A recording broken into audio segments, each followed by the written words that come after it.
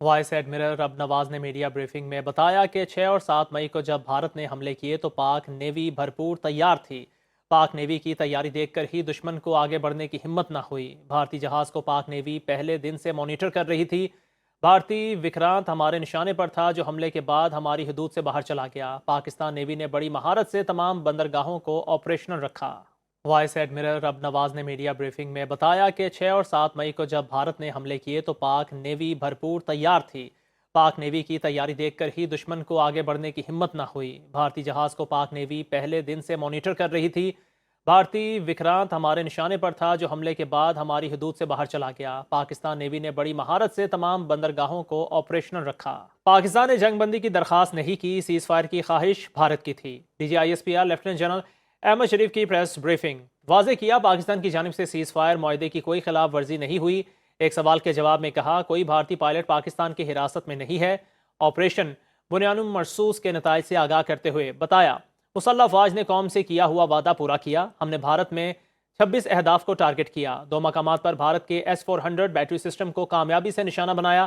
Cyber محاذ پر نوجوانوں نے front line soldier کا کردار ادا کیا۔ خطے میں دیرپا امن کے لیے مسئلہ کشمیر حل کرنا ہوگا۔ The Pakistan Armed Forces are holding the line of control ceasefire.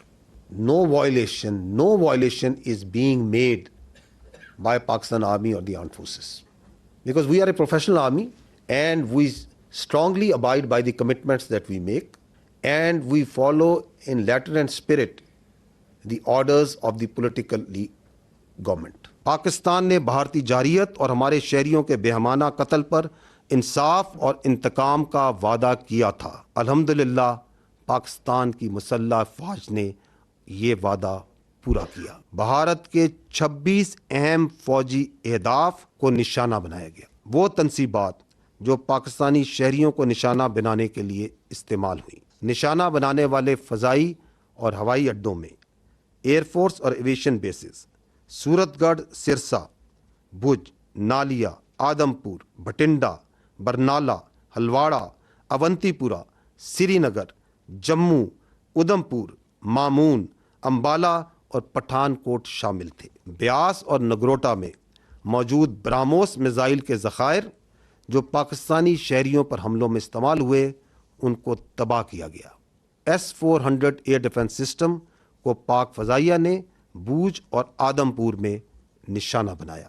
Line of control کے پار وہ تمام آرٹلری، لاجسٹک اور پوسٹیں جو آزاد جموں اینڈ کشمیر میں سولینز پر فائرنگ کرتی تھیں ان پر شدید اور مسلسل جوابی کارروائی کی گئی، یہاں تک کہ انہوں نے سفید جھنڈے اٹھا لیے۔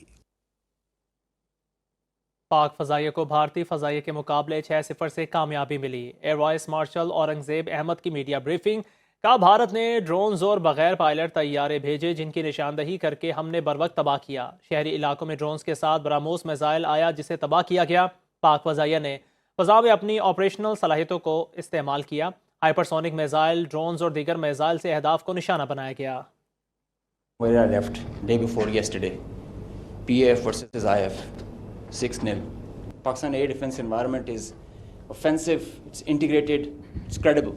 UAVs who are coming inside our territory, which is being picked up by all our radars from the moment they were entering, even before that.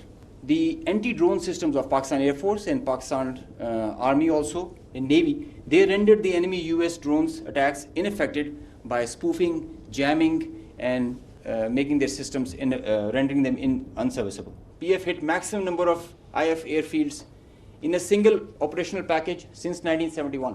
PF remains committed to ensure Pakistan's airspace sovereignty and pursue peace with strength.